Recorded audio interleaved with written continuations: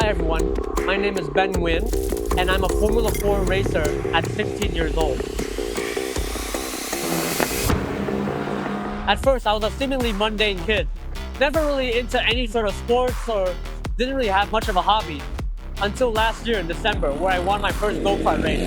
And ever since, it's been a bit of an up and down roller coaster that has put me through the most difficult challenges of my life, but really allowed me to grow and become a Formula 4 racer and a racing driver that I've always dreamed of becoming. We are currently at Chang International Circuit in Buriram, Thailand. So we just finished Friday practice as well as qualifying 1 and 2. Found a good setup for the car, good confidence, and we moved on to qualifying 1. We managed to do a 41.3, good enough for P8. For qualifying 2, we put on a new set of tires again, went out, still P8, but we're much closer this time. We did a 40.8, only a couple tenths off of 5th, 6th, and 7th. The pace is getting there, and every session we're improving. I think we all have had a dream that felt just completely out of reach for us, and so did I.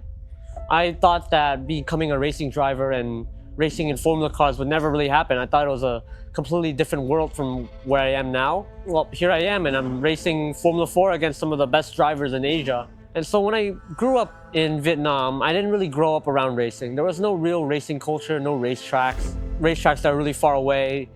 Even go-karting was really limited. And it was often that I was told that racing was for people who were born in it. You had to be 5 years old when you started racing. You had to have parents who already knew about racing and put you on a go-kart when you were barely able to speak. It was just for those people who could grow up with it at a young age and just live their life in racing. I thought I was too late for that, or I thought I was just not in the right environment. I realized that it wasn't impossible. And so I was able to just try my absolute hardest to get as close as I could to racing. If I couldn't be a racing driver driving the cars, I could be at least an engineer working on the cars, designing the cars, and working with the drivers to make the car faster. And I studied really hard in engineering and science, physics, trying to really stay close to that dream of mine. But little did I know, I would actually have the opportunity to become my own racing driver as well. It all started when I was just sitting in my bed and my brother asked if I wanted to try go-karting. I just reluctantly said yes because, well, why not? It should be fun. But I ended up winning that race, and I realized that this dream of mine is still not quite gone. I still really wanted to pursue it with the best that I could. And obviously with the help of my parents, I was able to meet Alex Young, who's been a great help for me in providing the opportunity to race in Formula 4. Thanks to him, thanks to my parents, I was given the opportunity to race, test drive the F4 car, and even race in a season. I think a lot of people, including me in the past, would have been too intimidated by this potential opportunity. I've been his brother for all my life. We live in the same room together. We do everything together. We go to school together. And he's pretty new to racing, but he's never been more dedicated to something in his entire life. And what I want to do as a brother is just always to support him, to make sure that he's always on the right mindset. Tomorrow is going to be a brand new race for him, and I think that he'll do well next race. He's a great brother, a great younger brother, and I hope to be a great big brother to him. I think he can go very far on whatever path he wishes. Currently, he's onto very different paths, but his current dream is to be, of course, an F1 driver, and I believe in him. He's a very hard-working person, and it would be great to see a Formula 1 driver who's Vietnamese. Well, obviously Ben's come to us with virtually no experience in racing whatsoever, and no experience in circuit racing, a little bit of karting, that's all. And so he's doing really, really well. Every time he goes out, we're making progress. A little bit quicker to understand the car a little bit better. In Sepang and in this weekend, he's making some good steps forward. That's what we really need to see, you know? And I think that's more than possible. Being a rookie, you have setbacks because you are learning, you're learning on the job. So he's going to make mistakes. So all in all, we're very pleased with his progress, and hopefully you can keep this up. And we'll race this weekend, and I'm sure he's going to show better than that. Race 3 was an improvement over the last 2 races, a decent start, but I think the lap time is I couldn't get right lap time early enough. So the 2 drivers in front of me managed to pull away. Over time, I managed to get into the groove, and by the midpoint to the end of the race, we actually had really good pace, and we were relatively able to keep the gap between the drivers in front, and I was able to drive away and extend the gap between me and Josh, who was behind me as well. Maybe a bit of a lonely race, but the pace was there, and I just kept it clean and just finished the race. I didn't really need to do anything crazy this race. especially considering the first race and the second race, me making a couple mistakes and ruining my own race. So I just needed this race to be clean and consistent, and that's what I had. And yeah, hopefully these tricky races will prove to be a valuable experience for me in order to improve and come back to Bang Saen even stronger. Race 1 is done and dusted. It was pretty good, actually. I was quite happy with it. At the start, I had a really good launch.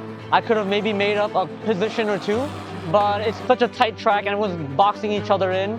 And well, the race is 25 minutes long. I didn't want to end it straight away, right? So I could have maybe made a move into turn 2 because I was around the outside of turn 1, but I just thought better of it not to try any late braking, because if I messed it up, then I would be right in the back of my teammate, and that's the last thing you want to do. Settled down right behind Wang Zhongwei, and he was quite quick in some areas, but also quicker than him in other areas, so we were kind of back and forth. But then there was multiple safety cars, so the first safety car came out. It was a really big incident, put us up to 6th place. I tried to get a good start, but it's really difficult out of the last corner. So once again, I just had to settle in and sort of get back in the rhythm and chase him down, put in the pressure.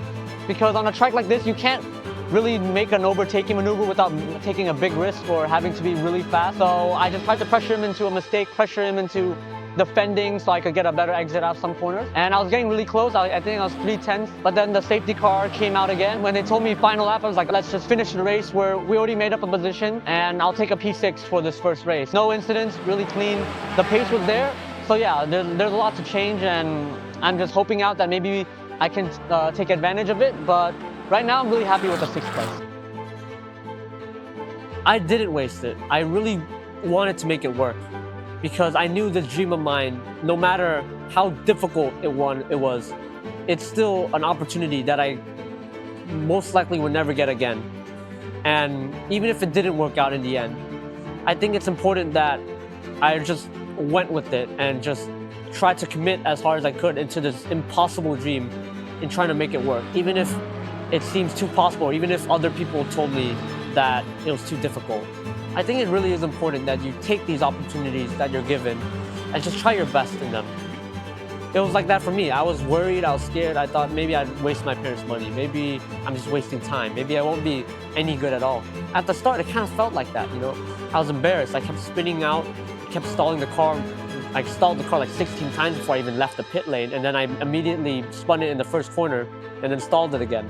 So obviously not a great start, but I just kept my head down, didn't let it get to me, just kept focusing on trying to make it work, listening to the professionals that are all working with me, trying to be patient with me. I had to be patient with myself as well, knowing that I'll get it eventually, maybe not immediately, but it will happen. And eventually it was working. 6 months later, I'm on the podium for the first time in my second ever race. And it's now Sunday. We just finished race 2. I unfortunately finished race 2 a little bit earlier than the other drivers. But yeah, looking at the positives, our pace looked really good. I actually did my fastest lap of the whole weekend of 41.0. I think 1.1 seconds faster than my qualifying lap. And I actually had a broken front wing while I was doing that lap. So I was actually really happy with the pace I was able to bring. But unfortunately, towards the end, I just perhaps tried a little bit too much, a little bit too late into turn 2. And yeah, the car just snapped, oversteered. I overcorrected a little bit and I saw the car going into the wall, and I just took my hands off the steering wheel, made sure not to injure myself or anything. And this is the result of that. I mean, looking at the positives, I'm still classified as a finisher. I think I'm P9, and we actually had really good pace. I was faster than the driver in front of me, but yeah, I was just making a couple mistakes. We'll be heading to Sepang now, which is a track I know a lot better than Bang Saen. And so I should be able to sort of hit the ground running and be much faster than I was in the first round. It's been a good round 3 here at Bang Saen.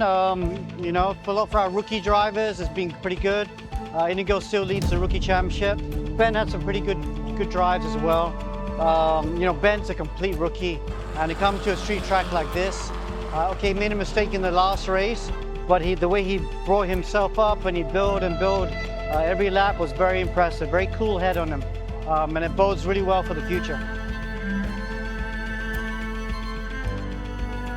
I think my mom has a really great quote.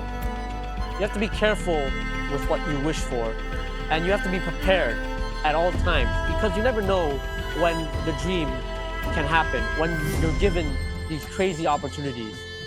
If I couldn't drive, I would be well happy with just designing the cars, being an engineer, trying to get as close as I could to these racing teams. And I think partially because of that, I was able to get that opportunity to race, because if I was never so eager about engineering and designing cars, I would never have had that knowledge that would have allowed me to win my first race, or allowed me to speak to Alex Yoong and have him be convinced to let me drive the F4 car. Sunday concludes, and I think it was a little bit better than Saturday, really. And in the third race, we only used up all of our new tires, and the cars around us still had new tires on, so really it was just about management and driving our own race. It was quite a bit difficult to really challenge for any positions at that point. And so I just focused on myself, tried to drive consistently, tried to hit my marks. And I was able to really match my teammates Inigo and Rishon, which for me is quite positive. But then at the end, tires sort of fell out, and it was a little bit hard to maintain the pace. But I still managed to keep ahead of my teammate Imran, and he was able to also keep ahead of Wang Zhongwei. So in the end, I managed to finish 7th place, which after everything that's happened this weekend is pretty much good enough for me. I just needed that nice and clean and consistent race, and yeah, that's what I got. And to the parents as well, I think it's important that you let your kids dream. Let your kids have these big ideas of what they want to be in the future, because that really shapes who they are. I think it's important that you don't discourage them so early, even if it seems a little bit out of your reach, out of your ability to support. I think it's important to try your absolute best to give them as close of an opportunity as you could. I wouldn't be here without my dad's hard work in trying to network and find opportunities. I wouldn't be here without my mom's encouragement. I've had friends, I had peers, people who are close to me, but not quite my parents. They said it was impossible, I couldn't do it. But that was almost enough to crush my spirit, but I didn't let it get to me. So to the parents, I think it's important that you let your kids dream, and you try your best to let your kids follow whatever they want to be. And you support, you understand their passions, and you don't shut it down so quickly. Even if it seems a little too difficult for you, it feels out of reach for you, I think it's important that you try to get them as close as they can, because I think a child's dream is one of the most important aspects of who they are when they grow up. And I think that's why I have this event, to show the kids and the parents my story of how I was able to keep dreaming and pursue my dream with as much effort as I could to make it work, and how my parents were able to support me and put in as much work as I did to make sure this dream of mine, even if they didn't quite understand it at first, they wanted to give me as much help as they could. And I think that's what's really valuable. And I think that's the lesson I want you all to take away from this.